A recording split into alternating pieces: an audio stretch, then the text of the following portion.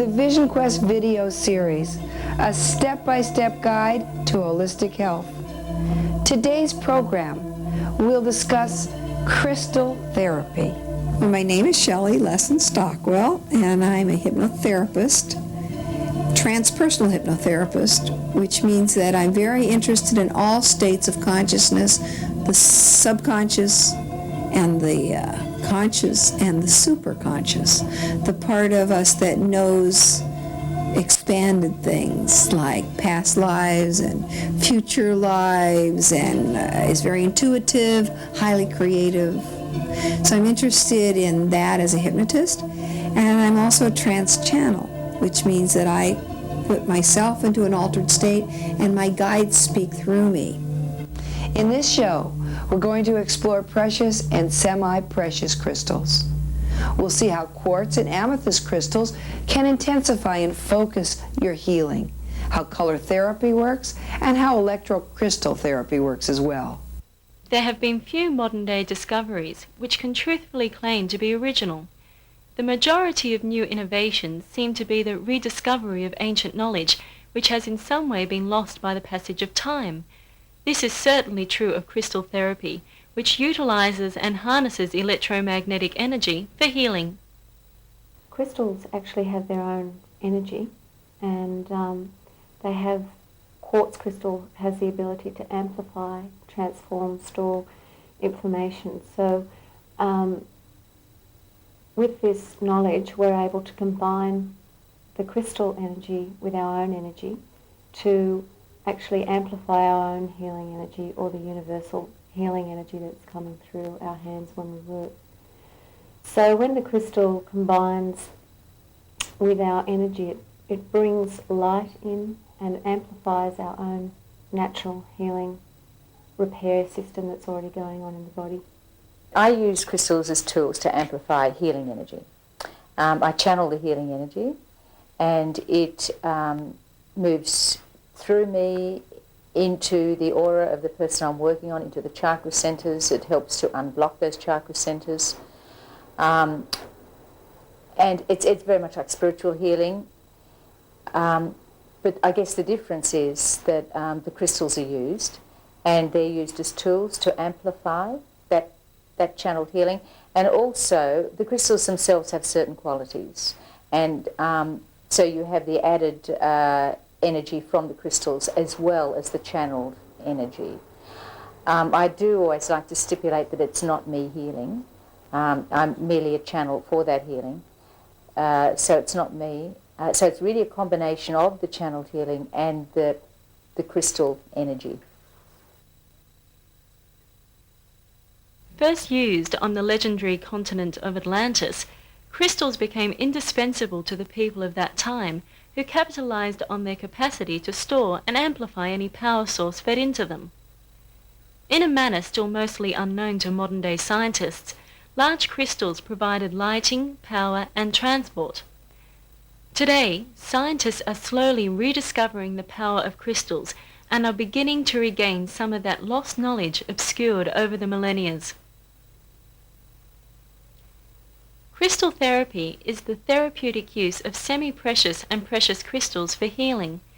Each crystal is believed to have specific therapeutic properties, although the same crystal may have varied effects on different people.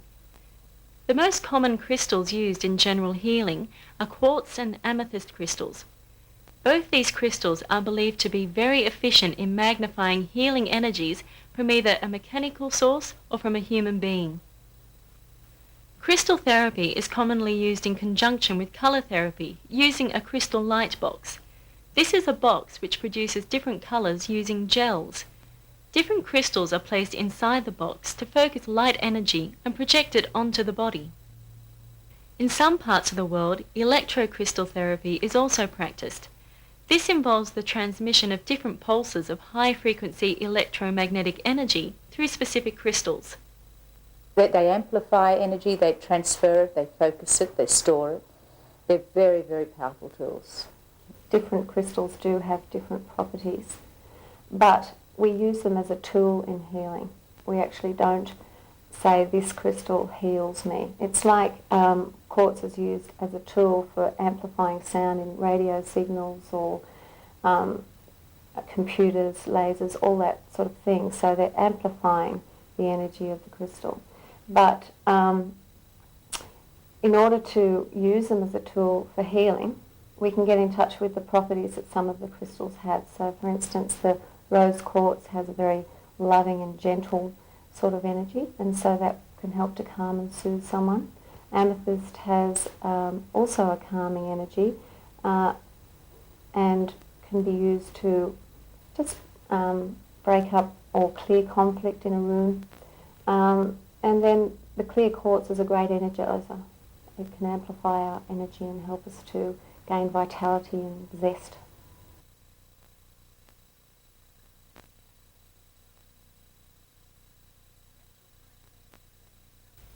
The actual time humans first discovered and began using crystals still remains somewhat obscured. Archaeologists such as Geoffrey Goodman, who wrote the book Psychic Archaeology, speculate that humans may have started collecting crystals for healing purposes more than 100,000 years ago in North America. The first recorded use of crystals dates back many thousands of years ago, during the time of Atlantis, where crystals were believed to have generated light, provided transport, and used as an adjunct in healing. The Atlanteans would use the crystal's natural electro-magnetic energy to effect changes in the mental, physical, and spiritual bodies of the people. Crystals and crystal power were the principal source of energy for these people. However, as with many tools of man, these powers and energies were subject to misuse, which caused the downfall of the Atlantean civilization. After the fall of Atlantis, many ancient cultures, such as the Tibetan and Egyptian civilizations, began rediscovering the power of crystals.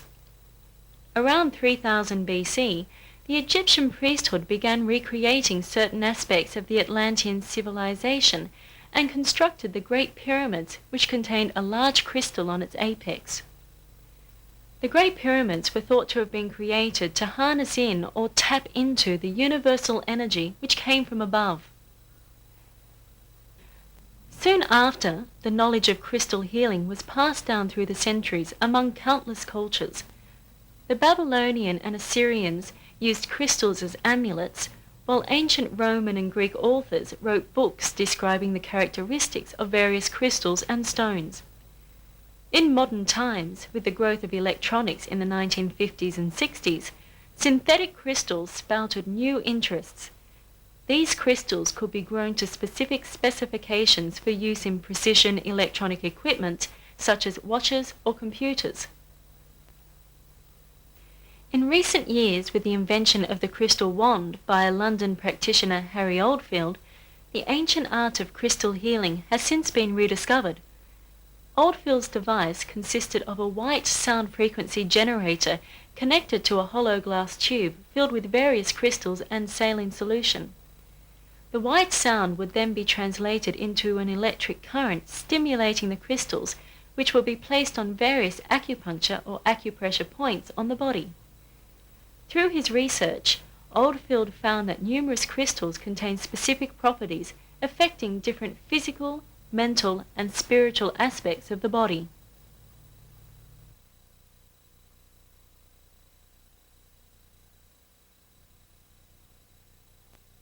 There are different styles. I guess for me, the way I use the crystals is of using them intuitively. So I'll sort of talk to the person about what they need to work on and what they're particularly working on, and I'll tune into the energy or the colour of the crystal and be guided as to where I'll use it on the body. But there are formats and layouts that have been designed and have worked over the years for different people. Yeah, well, there would be a specific way that I teach it. I teach my students the way that I do it, but of course I don't say that mine's the only way. You know, everybody has different ways, and I can't say that I'm right and someone else is wrong. I just teach my method, and I certainly respect other people's methods of crystal healing as well, naturally. And I guess it would vary within individual and individual. I mean, yes, every healing, you mean? Yes, because every healing is completely different, because you have a different combination of energy. You have the combination of the channeled healing energy, the layout of crystals on that particular person, and there is, I guess, some input from your own energy and the energy of the person lying there. So already you have 4 types of energy, but also crystals, you know, are all completely different. There's no 2 crystals the same. You know how we have, we have fingerprints which establish that we're all very different from each other. Each crystal is completely different, has its own signature tune, so each collection of crystals on a body would create a different collective energy each time as well.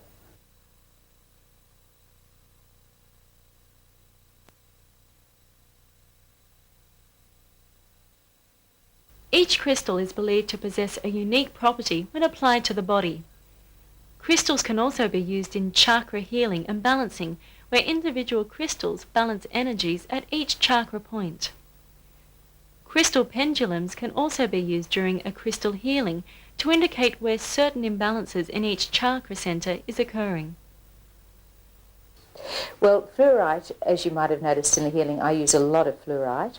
Fluorite is used for accessing higher mental planes of consciousness, and fluorite is really good for anything to do with the higher chakras, the brow chakra and the crown chakra. I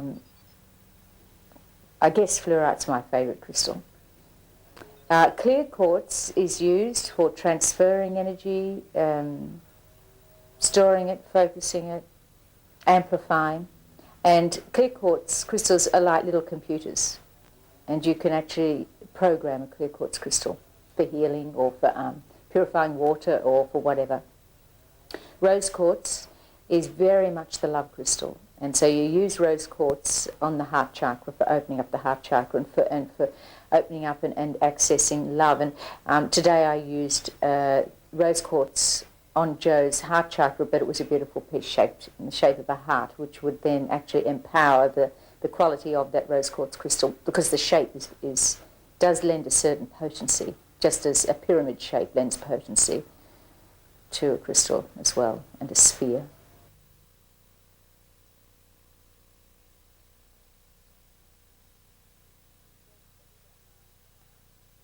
Well, with the heart, it's just an established type of. It means over the years and the centuries, the shape of the heart has gathered energy around it to the shape of love. Everybody knows the shape of the heart is love, and people have known that through centuries. It's the same with the pyramids, the power of the pyramids, and the sphere. They all have, through cultures, civilizations, beliefs, philosophies, practices, through tribal communities, whatever, that all lends certain vibrational power to that particular shape.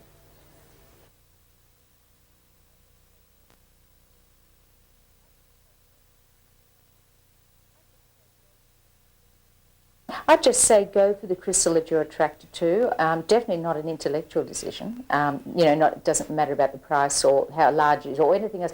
Go for what you feel strongly, because the reason is there's been an exchange of energy between you and the crystal, and that exchange of energy is manifested in you in a desire to touch it or want to hold it. In fact, it's an important exchange of energy, which means that your aura or auric field is probably in need of the qualities which that crystal can give out at that time, which is why you feel attracted to it.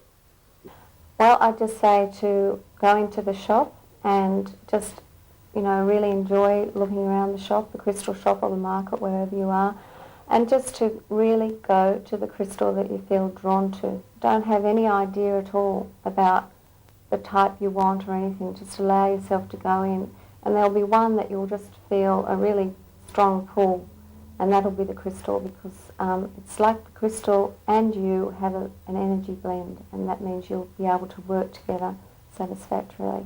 So just go with the one you really, and you can choose for other people in that way too. Instead, you don't, what you can do is just visualize that person and just say, I'm just choosing a crystal for this person for their highest good, and just allow yourself to be drawn to the one. And often it's like, oh, that's my favourite one, or I really love that one, or someone told me to get that one.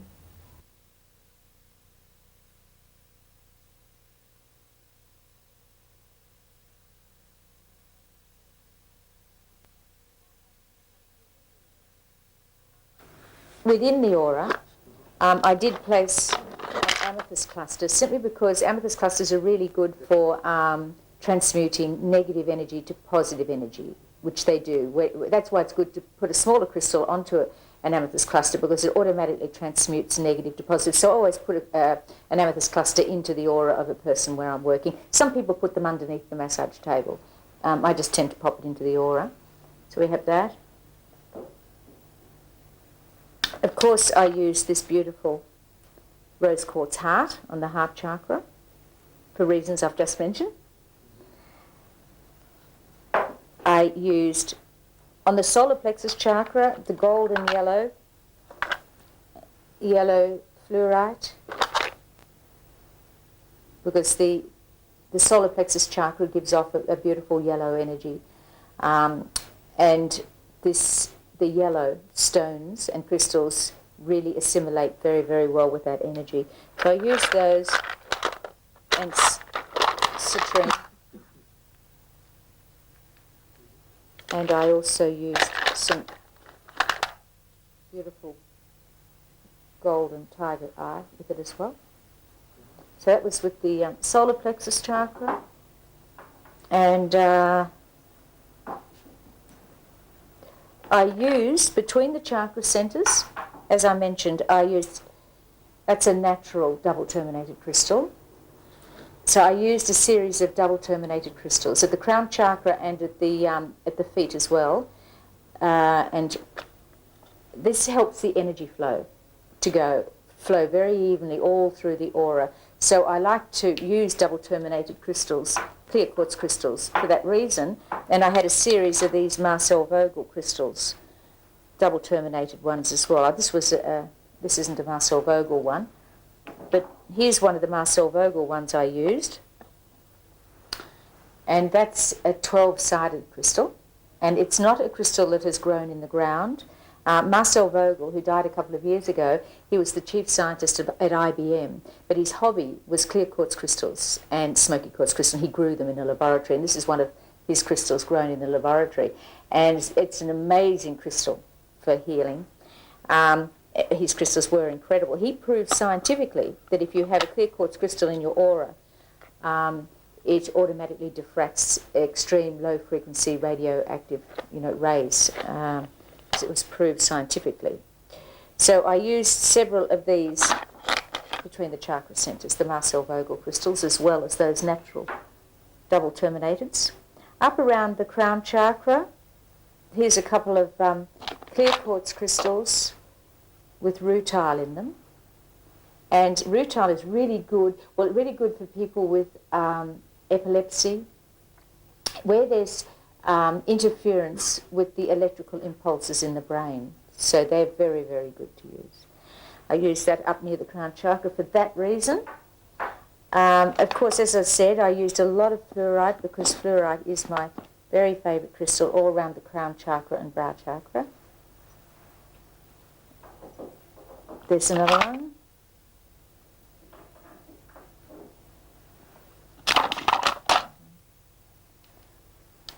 And a lovely clear one. Right, now, this is another example of citrine, which I used on the solar plexus chakra, by the way. I hope you can get that on the camera. It's beautiful golden colour. And inside there's this incredible little crystal cluster right inside. It's just gorgeous. On the throat chakra, I used the blue crystals, azurite, and lapis lazuli and turquoise, all the beautiful blues. I did have an amethyst too up around near the brow chakra in the aura. And on the brow chakra itself, I had this beautiful piece of sugar light or lepidolite. And I also had the amethyst pebble as well. And more fluorite. I had green fluorite on the heart chakra along with the green aventurine, which are both very good for opening up the heart chakra. So they were up there with the rose quartz. Navel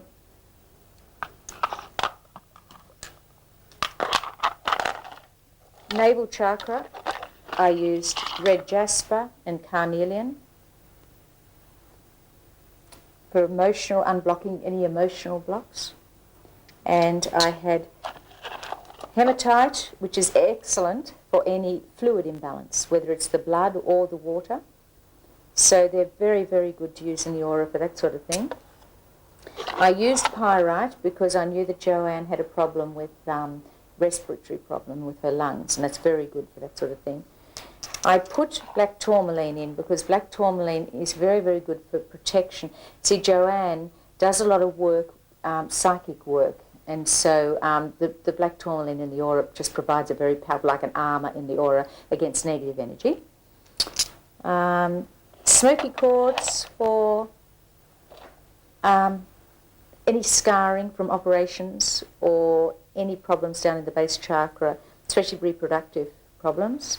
And this is the black obsidian, which I used at that area too, in the shape of a little black arrow.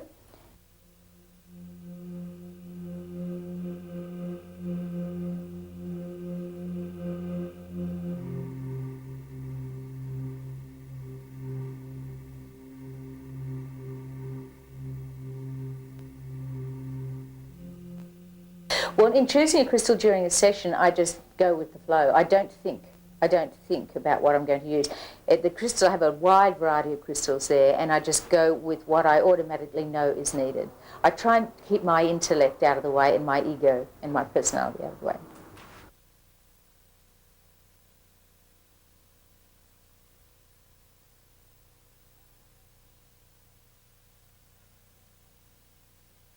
I have had paralysis disappear through crystal healing, paralysis down the right side of somebody. That was in 2 sessions. I mean, that's pretty dramatic, I know, and that's one dramatic one.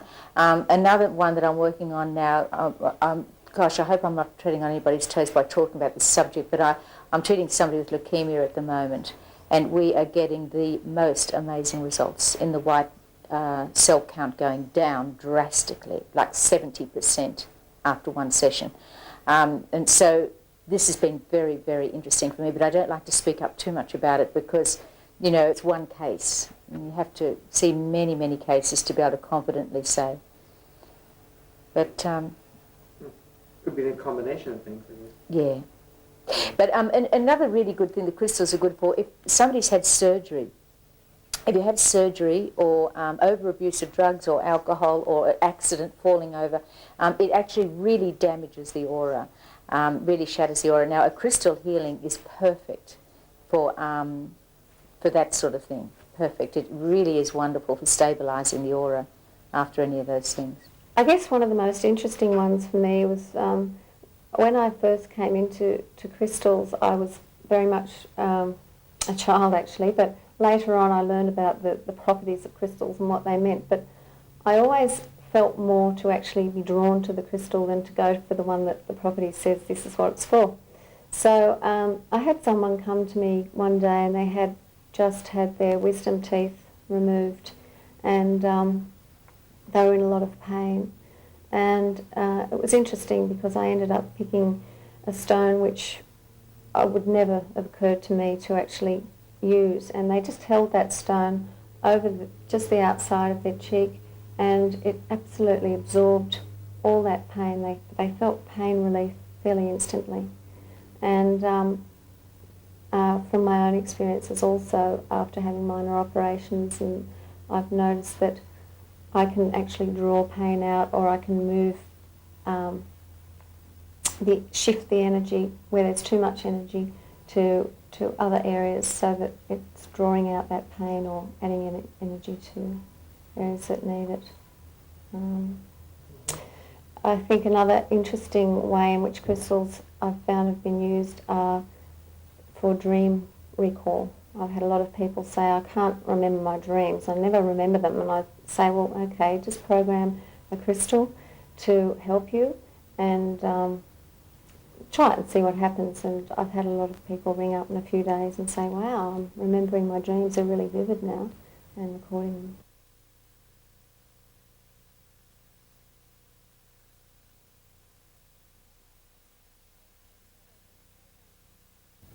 So to program a crystal is to actually get the crystal to aid you with something that you would like to do. again, it will not take away your responsibility. You are still responsible for yourself and your healing, but you can actually program a crystal to assist you in some way. So what you do is I've got a crystal in my hand. For example, this is a blue lace agate to help me speak. To program this crystal, I just hold it at my heart and I just allow light to come in, that universal energy light, to breathe it in. And then I'd say, I program this crystal to assist me in being calm as I'm speaking. So you can program them for all sorts of things, and that energy will help you to gain the goal that you're aiming for.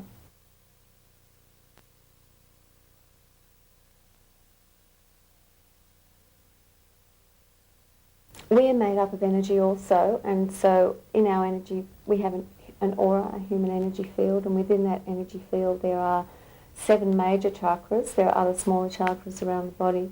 And so we're amplifying, we are energy, we're made up of energy. And the crystal is made up of energy also. So the coloured stones, the gemstones, can be used in interaction with the colours that are of each chakra. So when the light and colour blends together, balancing can occur. Well, particular crystals work very, very well in synchronicity with the energy of the chakra centres, certain ones. That's why I place certain ones on certain chakra centres. But again, I don't like to be too dogmatic about anything, because I really believe that none of us are experts in this field. None of us can claim to be experts in this field, because we're really all, it's as if we're all in kindergarten still. We're still just relearning about crystals. We knew it all before, back in the times of Lemuria and Atlantis. We blew it, and now we're learning again, taking it step by step gradually. But I don't feel that any of us can claim to be experts yet. Not by a long shot. We're still learning.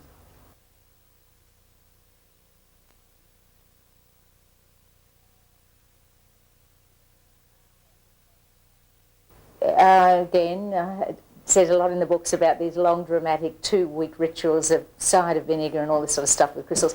You don't have to do any of that.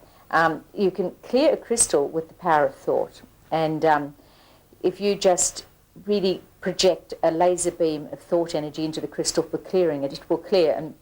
And I always sort of do this demonstration in the workshops and the courses which I take, where a crystal can be filled with negative energy, and you do kinesiology on the person to see how it weakens the aura and the strength of the person. Then you just flash some very positive energy into it to clear it, and you do the kinesiology on the person again, and it is totally rectified immediately. The power of thought is extremely effective in clearing crystals. But of course you can place them on amethyst clusters or into a properly aligned pyramid, or if you wish to have the joy of taking them through the elements into the earth and water and moonlight, not too much sunlight, moonlight is better than sunlight. You know, that's wonderful to do. But there aren't these incredible strict rules about things. You know, the 2-week thing, I think a lot of that's just created to sell books. I haven't found that there is any need for that at all.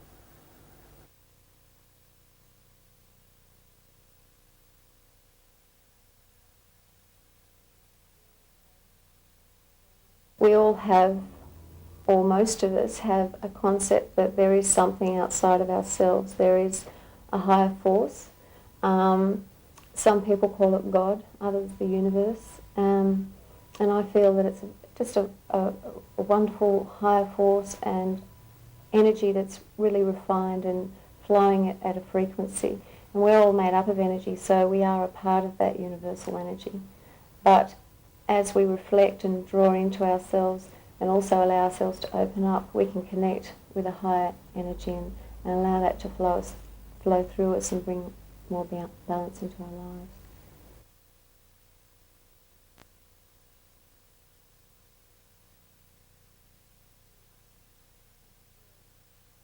Often people feel, you know, you hear people saying, I don't feel myself, you know, I feel out of whack, I feel exhausted, I feel overworked, I need my space. And that's because their energy is out of balance. And so when we bring in particular stones and when we use the healing energy and the crystals together, we can work at realigning that balance I mean, we can do it naturally by spending time in nature. And when you go on holidays, you come home and you go, oh, I feel more myself again. I had some space, I feel okay. So it's like aligning that energy so you feel right, you feel in tune with yourself.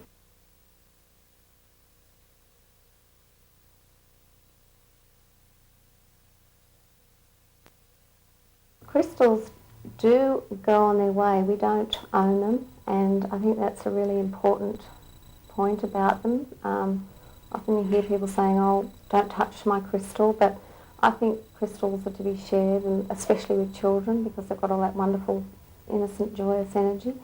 So I think that's to be encouraged, to share crystals. Of course, if you're in a situation where someone's going through a lot of negativity or anger, you would cleanse the crystal after that. But I once lost a crystal. What happened was I was using this crystal for a particular purpose, and then it just disappeared. And I actually was disappointed because I really liked it, and I just let it go, and I thought, okay, well, that crystal's just going on its way, and let it go. And I actually moved house, and it was about 6 months after I lost the crystal, I'd moved house, and I was sitting outside in my new place, and I was just sitting at the table, and I looked down, and there was that very crystal. And I've still got it today, but I'll let it go if I have to. So I believe that they come and spend time with you and work together, and when it's time to move on, they move on. And so if you do lose a crystal, it's best to just go with that.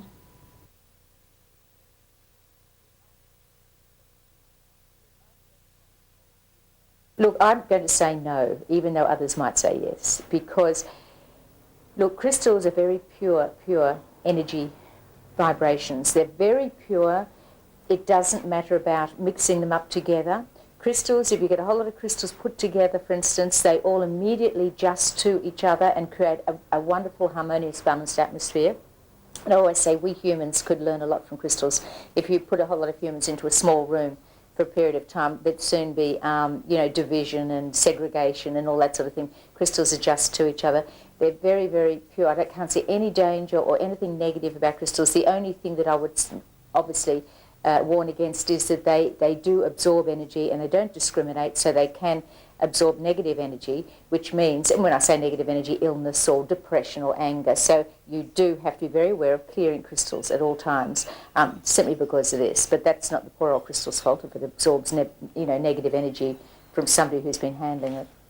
Well, I'd only ever use crystals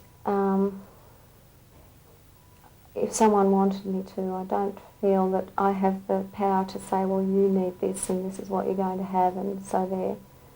So again, I think that's really important. Also, I think that sometimes people, if they haven't been around crystals a great deal, and sometimes the energy is very strong, they go into a room and they start to feel a bit headachy. They need to just sort of take it easy and just never use a crystal if you feel uncomfortable with it, never hold it. I've seen people who have actually held a crystal and felt a lot of negativity, and so it's important that they just let it go and not feel they have to keep forcing something to happen.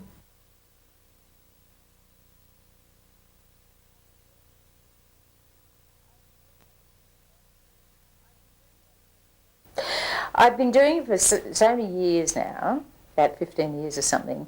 I think I subconsciously, automatically do a lot of stuff as I begin, because I don't consciously do a lot now. But anybody beginning, I teach people certain techniques for strengthening their aura, and even sealing it off if need be before they start, because you can pick up on, depending on the problem, you can pick up on other people's pain. You have to be very careful. And in the beginning, when people start, they very often can be drained for a number of reasons. A, they can be using their own energy, which they shouldn't be doing, or they can be picking up all the problems of the other person. So there are certain specific auric exercises you can do to strengthen the aura and put a protection into it, and really look after yourself in that way without losing your compassion or your ability to channel.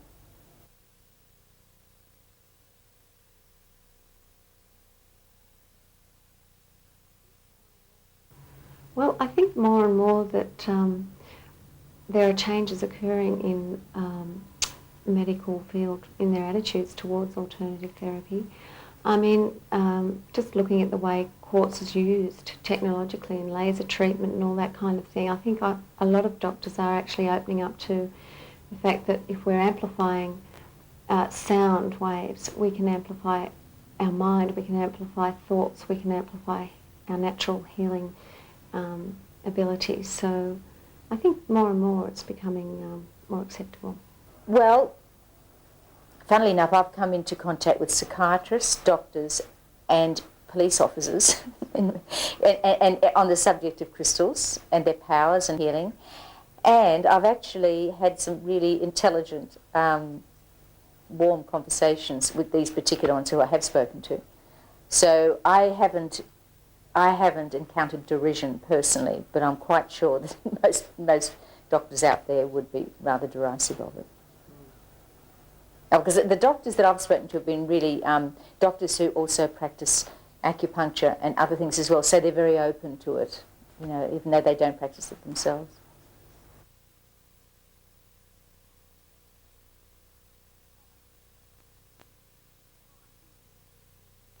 Well, I think in the future it'll be a blend of a lot of different therapies. There'll be some really wonderful, unique blends occurring from the use of crystals, herbs, healing, and orthodox medicine. I think there's room for all of us. As long as we keep going the right way, I think that, especially fluorite, this is just my opinion, I don't know whether there's anybody else out there that shares this opinion about fluorite, but I think that it is huge, especially for fluorite and clear quartz. And I think really what we're doing is we're relearning and remembering what we knew before. For hundreds of thousands of years, different cultures have utilized the power within crystals for healing. This ancient art is once again being brought forward into the world. Hopefully, with the lessons learnt from the demise of ancient cultures such as Atlantis, humankind will be able to use the power of crystals to benefit all aspects of physical, mental, emotional, and spiritual life.